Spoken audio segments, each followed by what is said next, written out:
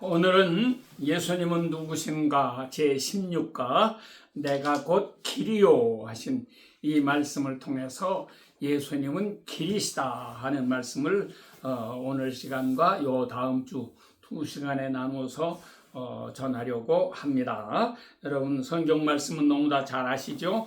요한복음 14장 6절 예수께서 이르시되 내가 곧 길이요 진리요 생명이니 나로 말미암지 않고는 아버지께로 올 자가 없느니라 이 말씀입니다.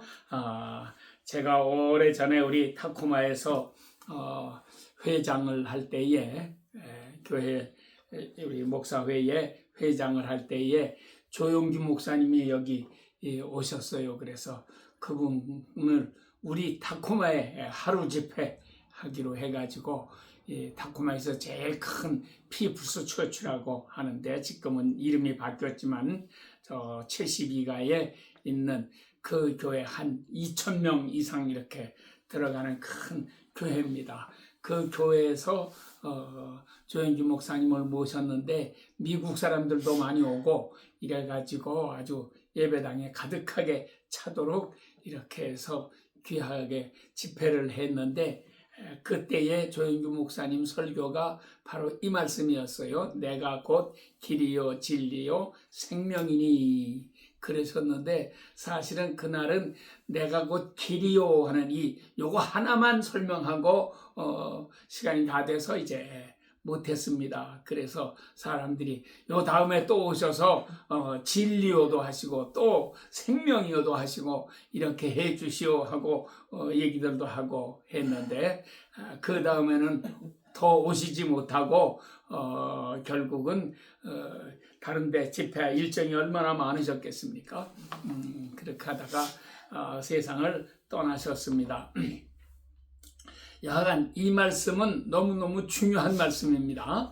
예수님께서 친히 자기를 가리켜 내가 곧 길이요 진리요 생명이다 이렇게 말씀을 하셨어요. 그 중에서 오늘은 내가 곧 길이요 하는 이 말씀을 하고요. 다음 주에도 이 말씀 이어서 하고요. 또 이제 그 다음에는 진리요를 해야겠죠. 그 다음에는 생명이요 하는 말씀을 해야 되겠고요. 예수님이 길이라 하시는 것입니다.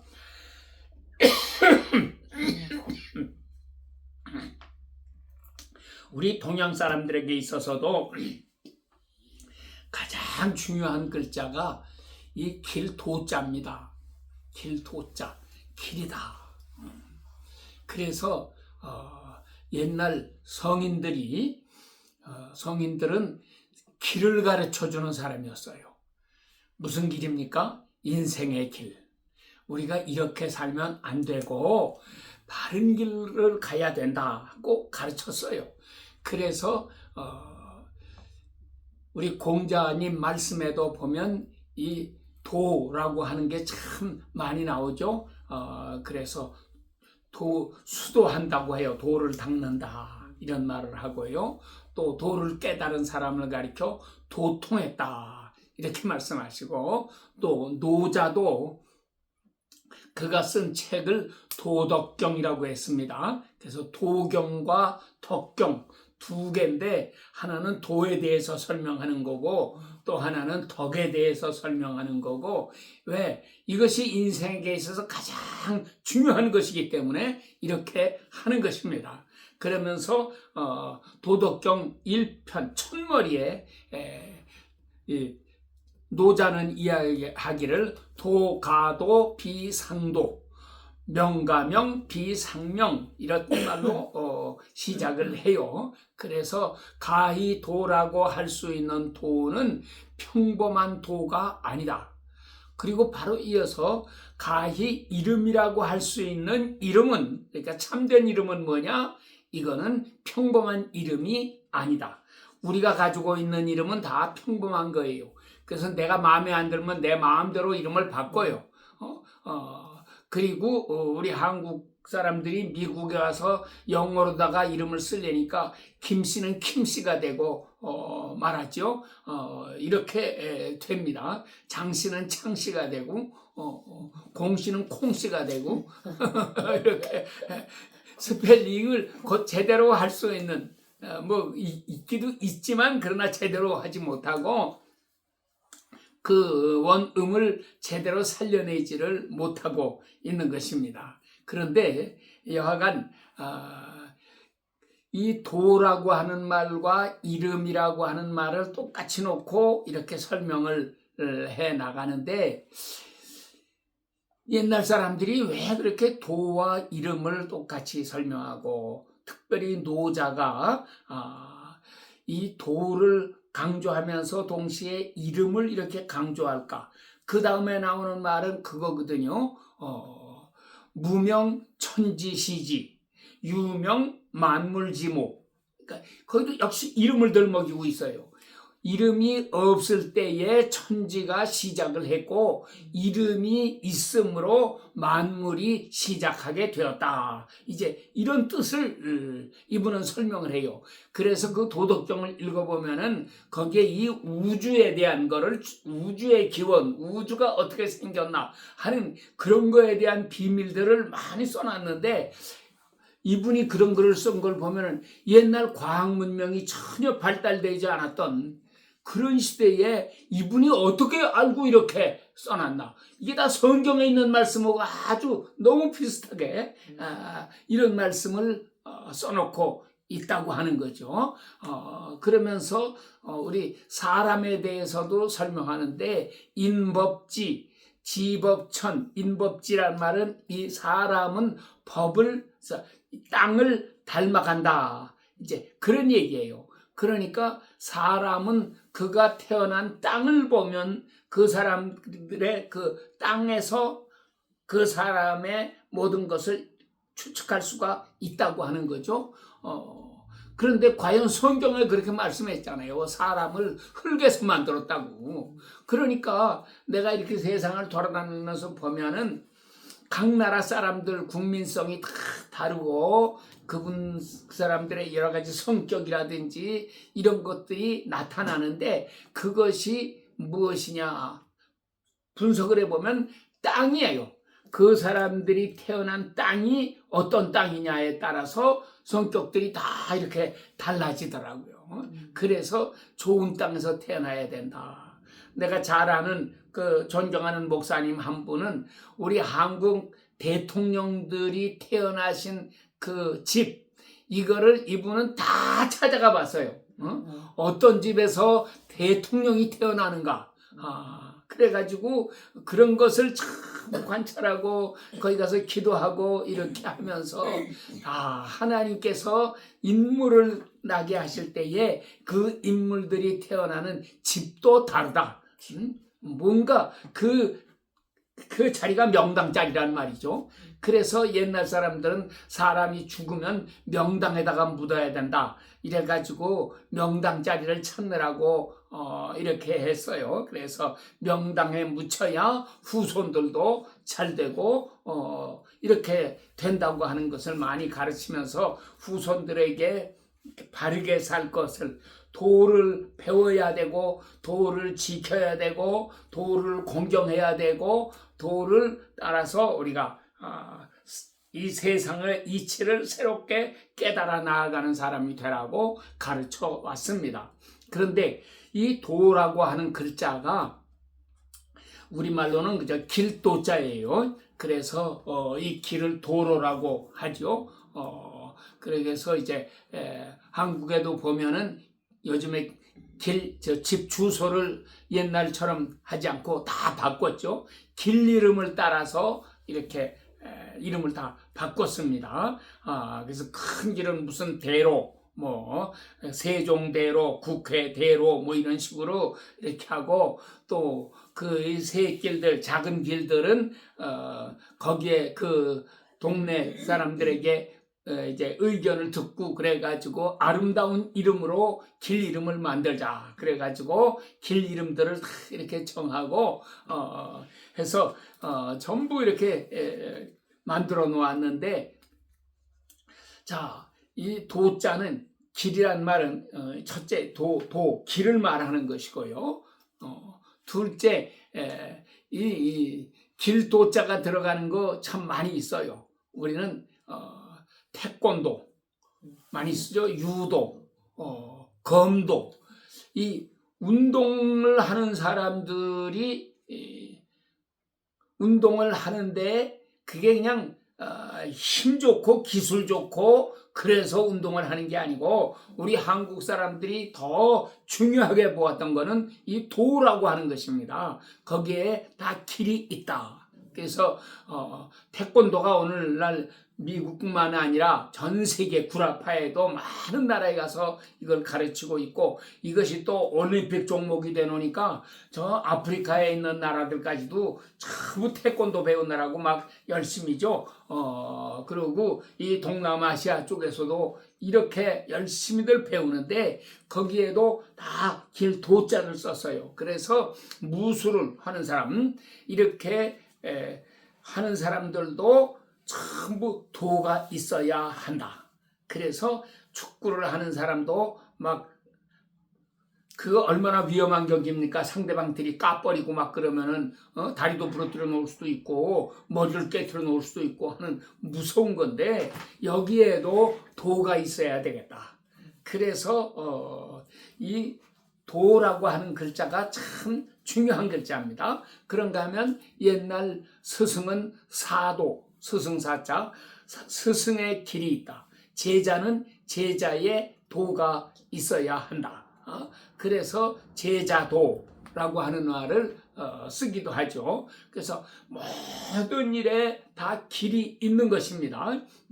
그 장사하는 사람은 상도라고 하는 게 있어야 돼요. 상도덕을 버리고 이렇게 폭리를 취한다든지 남을 속여 먹는다든지 이렇게 팔아먹고 못 쓸 물건을 팔아먹고 도망가 버린다든지 이런 게 전부 옛날 어른들은 다 그걸 금했습니다. 그래서 이 길이라고 하는 것이 이 세상 우리 눈에 보이는 사람이 걸어다니는 그런 길만 있는 게 아니고 이것이 눈에 보이지 않는 인생의 길, 우리가 사람으로서 어떻게 살아야 될 것이냐 하는 걸 가르쳤어요. 그래서 이런 거를 도덕이라고 하죠. 역시 길도자를 써가지고 도와 함께 덕을 가르쳤는데 이것이 아까 얘기한 그대로 노자의 도경과 덕경 두 개를 합해가지고 도덕경이라고 하는 책이 되어 있습니다. 이게 모두 81장까지 되어 있는데 그래서 절반은 도경, 그 후반 절반은 덕경 이렇게 해가지고 우리 인생들이 어떻게 살아가는 것이 바르게 살아가는 것이냐 하는 길을 가르쳤습니다. 아마 우리 한국 사람들이 옛날 우리 조상들이 이런 공자의 가르침이라든지 노자의 가르침이라든지 이런 분들의 가르침을 가지고 자녀들을 계속해서 교육하고 훌륭하게 길렀기 때문에 우리가 기독교 복음을 쉽게 받아들일 수 있었고 그래서 십자가의 도, 기독교의 도 이것도 전부 도잖아요. 그래서 이 말씀을 우리가 쉽게 이해하고 지켜나가는 백성이 될 수 있고 오늘날 세계적으로도 가장 아주 훌륭한 문화 강국을 만들고 도덕적으로 강한 나라를 만들고 세상 모든 나라 사람들이 한국에 와서 보고는 깜짝깜짝 놀라고 어떻게 이렇게 친절할 수가 있느냐 어떻게 이 사람들이 정직할 수가 있느냐 이렇게 해가면서 한국을 극찬하고 있는 모든 것은 우리에게 이러한 도가 있었기 때문이다 하는 것입니다. 그래서 우리가 이 도라고 하는 말씀을 귀히 여기고 이 말씀의 깊은 뜻을 자꾸 찾아 나아가는 이런 사람들이 되어야지만 하겠습니다. 그래서 자녀들은 옛날에는 우리 자녀를 낳으면은 어려서부터 서당을 보내고 글을 익히게 하고 그러면서 도를 가르쳤잖아요.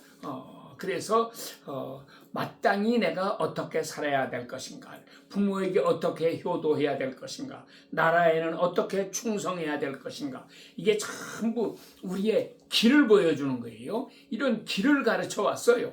자, 이렇게 중요한 건데 그러나 오늘날 세상이 많이 타락해 가니까 옛날 기독교 국가라고 하던 그런 나라들도 이제는 이 도를 버렸습니다. 길을 버리고 길 아닌 곳으로 자꾸 가면서 그게 더 좋다고, 육신의 소욕을 따라가면서 이것이 더 좋은 길이다, 이것이 형통하는 것하고 이것이 자유다 해가면서 자꾸 탈선을 하게 되는데, 이것이 얼마나 위험한 것인가를 우리가 알아야지 합니다.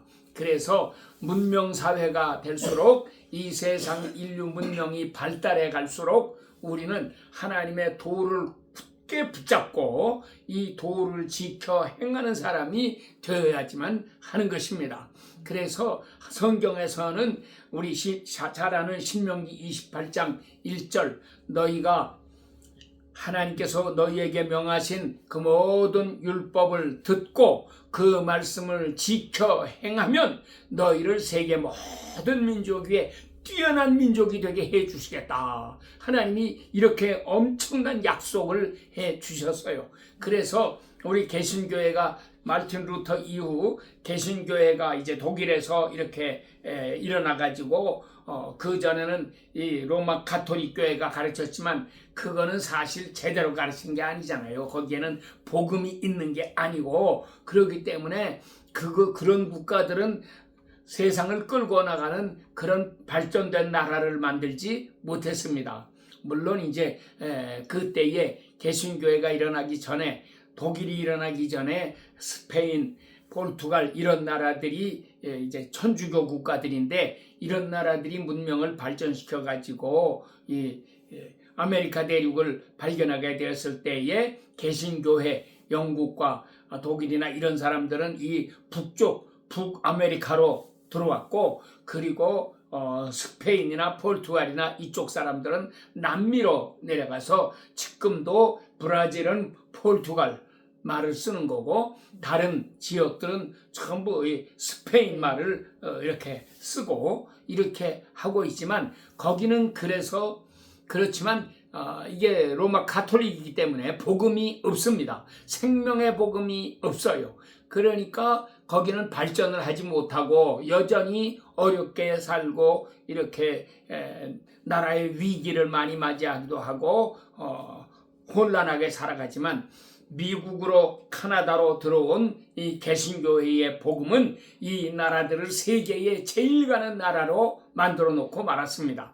그래서 개신교회가 들어가는 나라마다 저 독일로 들어가고, 그리고 영국으로 들어가고, 북구라파로 이렇게 들어가서, 이런 나라들은 지금도 세계 제일 가는 선진국이다, 제일 잘 사는 나라다, 이렇게 말하고 있어요. 그렇지만 이제 세월이 흐르고 마지막 때가 돼가니까 이런 나라들이 기독교를 버리고 예수님을 버리고 제 멋대로 살아가겠다고 육신의 인간으로, 육의 사람으로 변화되어 가지고 세상을 탐닉하면서 이렇게 살아가게 되니까, 그 나라들은 자꾸 쇠퇴해지고 마지막 시대의 대재앙이 어디로 오느냐, 이 다 구라파에다 쏟아지는 겁니다. 하나님을 버린 이 죄값이 얼마나 무서운가를 우리가 깨달아야 됩니다. 원래 하나님을 알지 못하던 이 아시아의 나라들에게는 사실상 심판이라고 그래봐야 더 큰 심판이 아니에요. 진짜 큰 심판은 저 구라파 땅에 이렇게 무섭게 쏟아지고 있는 것이다. 이걸 우리가 깨달아서 하나님 잘 섬기는 사람이 되어야 하는데, 그래서 하나님께서는 미국 다음에 태평양 건너 우리 한국 땅에 복음을 전해주시고, 그래서 한국에서 복음을 크게 환영하면서 이러한 유교나 또는 도교나 이런 것의 바탕을 가지고 있는 그 위에 우리가 이렇게 세워지고요. 또 우리 개신교회보다 100년 먼저 천주교회, 로마 가톨릭 교회가 들어와서 많은 피를 흘렸습니다. 이 사람들이 흘린 피의 터전 위에 우리 백성들이 깨닫고, 이제는 우리가 그런 거 따라가면 안 되겠다, 우리는 정말 성경만 따라가는 사람이 돼야 되겠다 해가지고 예수님을 영접하고 예수님을 잘 섬기게 되니까 놀라운 새 역사가 우리나라에 일어나게 된 것입니다. 그래서 우리는 일제 36년 통치하에서 우리 모든 것을 착취당하고 많이 뺏기고 이렇게 되었지만 그 해방되자마자 또 5년 만에 6.25 전쟁이 터져가지고 공산당들이 내려와서 전부 휩쓸었어요.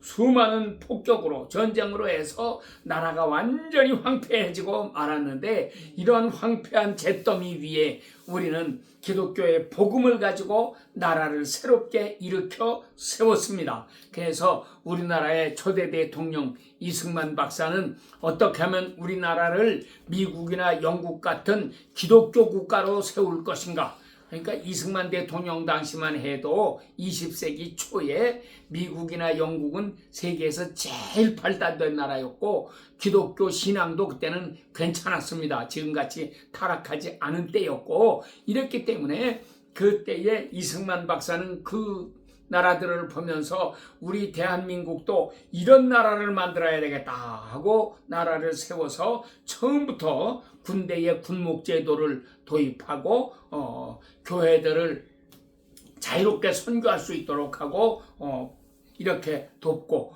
특별히 6.25 전쟁 때에 이승만 박사는 처절하게 하나님 앞에 80도 넘으신 분이 이렇게 하나님 앞에 열심히 기도하셨는데, 프란체스카 여사가 그 이승만 대통령 기도하시는 그 모습을 보면서 자기도 얼마나 감격스럽고 눈물을 흘리고, 정말 노인네가 하나님 앞에 부르짖는 기도 소리가 마치 사자가 우는 소리와도 같고 짐승이 하나님 앞에 막 울부짖는 그런 소리처럼 들렸다. 그래서 이렇게 이승만 대통령이 애절하게 눈물로 나라를 위해서 기도하신 그 기도 위에 드디어 박정희 대통령이 나와서 18년 동안 통치하면서 나라를 엄청나게 발달시켰습니다. 박정희 대통령은 예수님을 잘 믿는 사람은 아니었고 젊었을 때에 주일학교 선생님을 했대나 그래요. 교회를 좀 다니긴 다녔고 이렇게 했다고는 하는데, 사실 그분 본인은 하나님 앞에 열심히 기도하고 이런 생활을 못했어도 청와대와 그 정부 강요, 또 그 정부의 그 모든 그 통치 장관들의 그 다스리는 그 돕는 사람들 가운데에는 기도 열심히 하는 믿음 좋은 신자들이 엄청나게 많이 있었습니다. 이분들이 이렇게 기도하면서 나라를 세웠으니까 새마을 운동도 결국은 우리 크리스찬들이 다 이루어놓은 거 아닙니까? 박정희 대통령이 하자고 한다고 해서 되는 건 아니에요. 우리나라에서 새마을 운동이 이렇게 성공했다 하는 소식을 듣고 다른 나라들이 전부 그걸 자기들도 한번 따라 해보겠다고 열심히 했는데 그러나 되지 않았습니다. 부정부패가 만연하고요. 그리고 기도하는 게 없고 그러면은 그거는 괜히 돈만 갖다가 퍼붓는 거지 그것으로 해서 절대로 성공하지는 못합니다. 그러나 우리나라는 달랐습니다. 그 다음에 박정희 대통령을 이어서 전두환 대통령, 노무현 대통령, 노태우 대통령 이렇게 이어지면서 군사정권이라고 막 욕을 하고 뭐 독재를 했다고 그러고 야단들하고 하지만은 이분들이 정말 교회에 대해서는 절대로 탄압을 하지 않았습니다. 그리고 그분들 주변에 믿는 사람들이 많고 기도하는 사람들이 많이 있었습니다. 이렇게 해가지고 이런 기도 속에서 우리나라가 만큼 발전해 나갈 수 있게 되었습니다. 단지 이 좌파 정부가 들어있을 때에는 그 밑에 전부 색깔이 빨간 놈들만 갖다 모아놨지 예수님 잘 믿는 사람들은 거기에는 없었어요. 그러니까 그때는 나라를 전부 빚더미에 올려놓고 백성들 경제를 무너뜨려서 살기 힘들게 만들어 놓고 이런 짓을 하면서 그냥 온갖 거짓말 만들고 이렇게 해서 국민의 혈세를 빨아먹는 이런 짓들을 얼마나 많이 했는지도 모릅니다. 자, 이렇게 살아왔던 것이 우리나라의 역사입니다. 그래서 오늘 이제 미국의 기독교회가 쇠퇴해지고 하나님께서는 우리 대한민국에 복을 주셔가지고 선진국 대열에 들어가게 되었고, 지금 G7이라는 말을 하지만 우리는 이제 G8, 한국을 여기다 더 넣어야 되겠다. G7에 일본을 우리가 제쳤고요, 이태리를 제쳤고, 그래가지고 이제는 G6만 하더라도 그 속에 들어가는데, 그 앞에 있는 뭐 프랑스라든지 이제 독일, 영국 이런 나라들도 사실 우리가 통일만 되고 하면은 다 제치고 올라설 수 있을 거예요. 그래서 우리는 G2, 미국에 이어서 세계에서 둘째 가는 강대한 나라가 될 것이라고 하는 것입니다. 이 모든 것이 어디에서부터 나오느냐? 이것이 다 내가 곧 길이요 라고 하시는 길이신 예수님을 우리가 따라가고 예수님의 그 길로 가니까 이 엄청난 역사가 일어나게 된 것입니다. 그래서 우리가 이런 역사적 사실을 깨닫고 우리가 어떻게 살아야 할 것인가를 스스로 지혜롭게 깨달아서 이 진리의 길로 잘 달려갈 수 있는 복된 백성들이 되어야지만 하겠습니다. 근데 세상에는 오늘 이 첫째 시간에는 내가 이제 그런 얘기를 여기 책에는 썼습니다. 우리가 길을 잃었을 때에 얼마나 위험하냐 하는 것입니다. 자동차를 타고 가다가 길을 몰라가지고, 지금은 뭐 GPS가 달려 있어서 잘 가지만 나는 지난번에 GPS를 가지고 따라갔는데 엉뚱한 길로 이놈이 들어가가지고 혼났던 일도 있고요.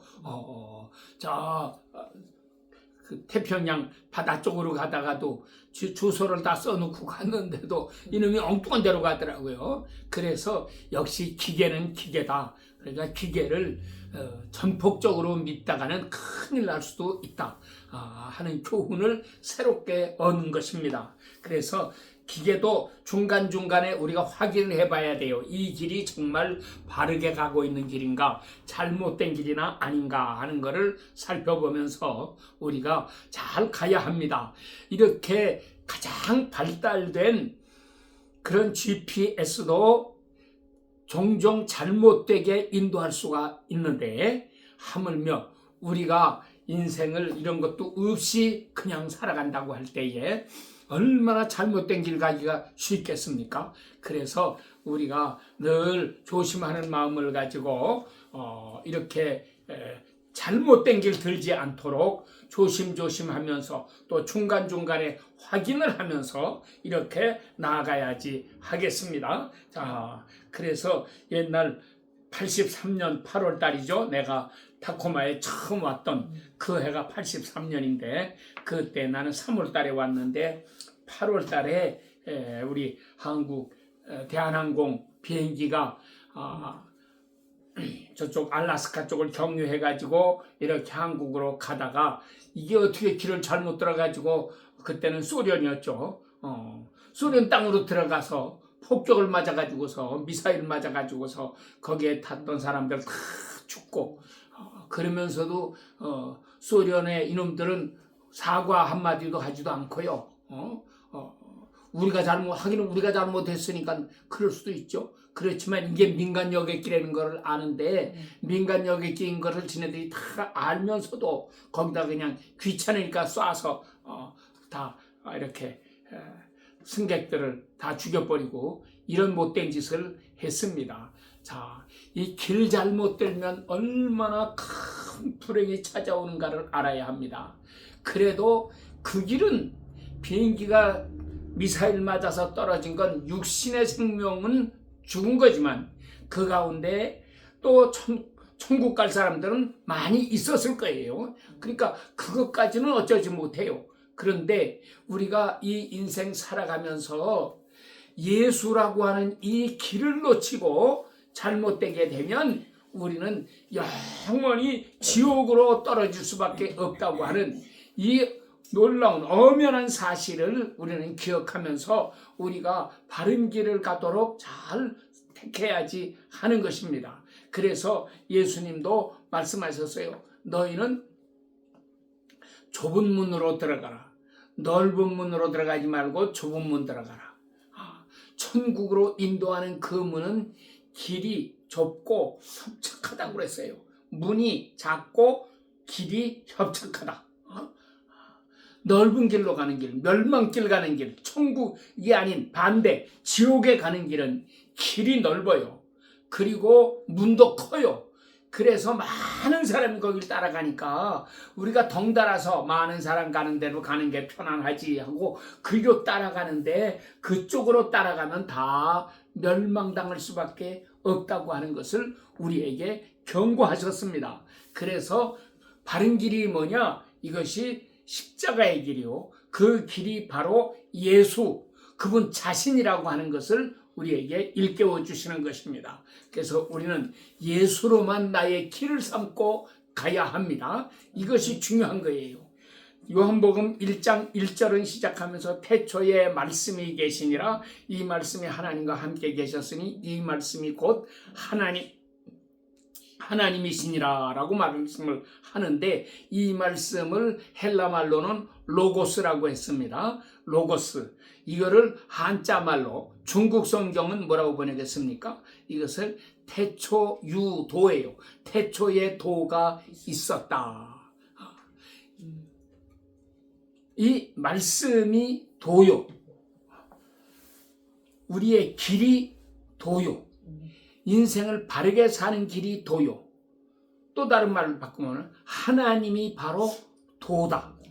이렇게 우리가 깨달아 알게 되는 것입니다. 아까 도덕경 얘기를 조금 했는데, 도덕경은 그렇게 설명을 해요.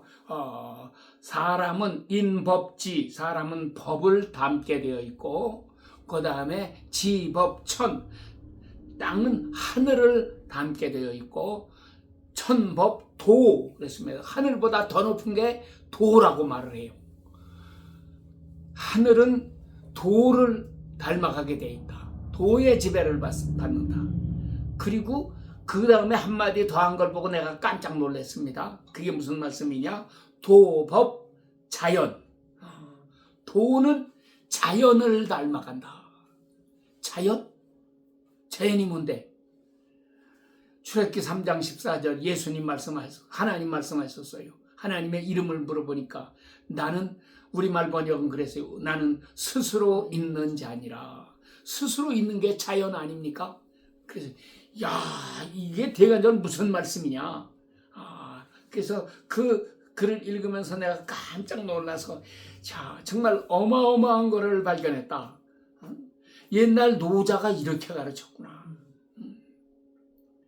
그래서 도보다 더 위에 있는 게 자연이다. 자연의 법이에요. 자연의 순리예요. 이 순리예요. 이 세상 모든 게 아무렇게나 돌아가는 것 같아도 이 대자연의 움직임이, 그게 바로 하나님의 움직임이 있더라 그 말이죠. 그러면 하나님은 어디 계시냐? 이 자연이 바로 하나님이다. 저 자연들이 나에게 뭐라고 말씀을 해요.